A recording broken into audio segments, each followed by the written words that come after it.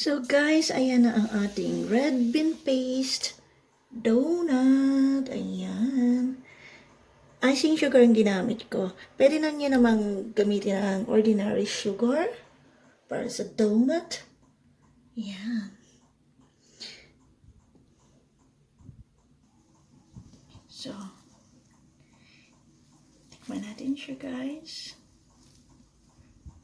Look at that.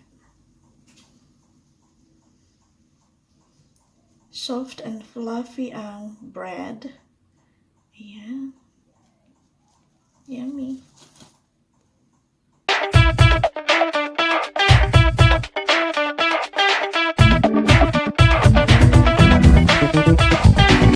Hi guys! Welcome back to my channel. At today's vlog is gagawa ako ng donut. At ang filling natin ay ang red bean paste. Red bean paste donut.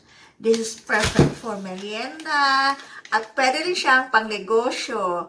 At hindi tayo gagamit ng oven. Mag-fry lang tayo. Kaya kahit sino pwedeng gumawa nito. Etong red bean paste, sa mga sa abroad, makikita nyo ito sa international aisle, sa supermarket, or sa Asian store.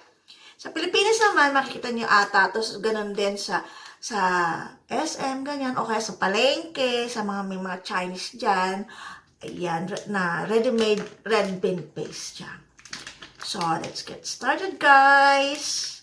Pakita ko sa inyo mga ingredients para sa ating dough.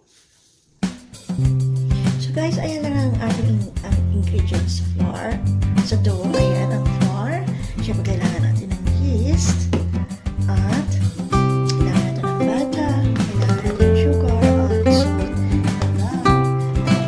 ang feeling natin na red bean paste.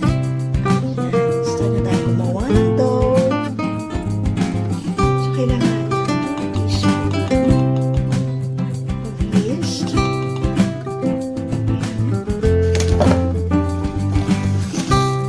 2 teaspoon of sugar. 1/2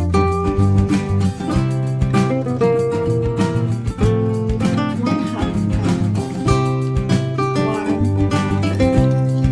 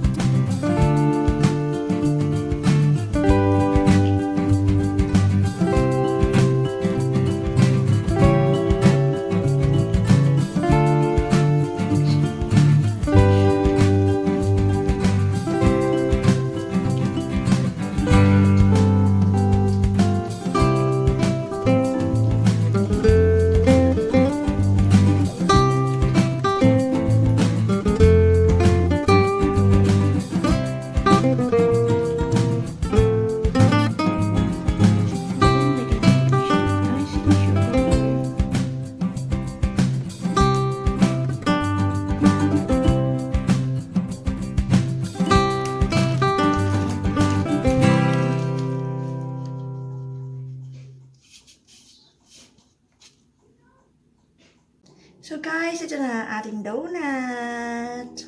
Tikman natin siya, guys.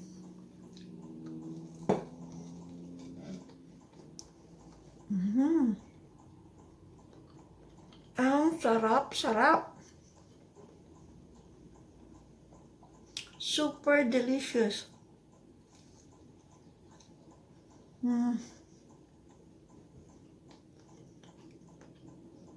Ang sarap na, guys. Ang sarap-sarap. Gawa na kayo.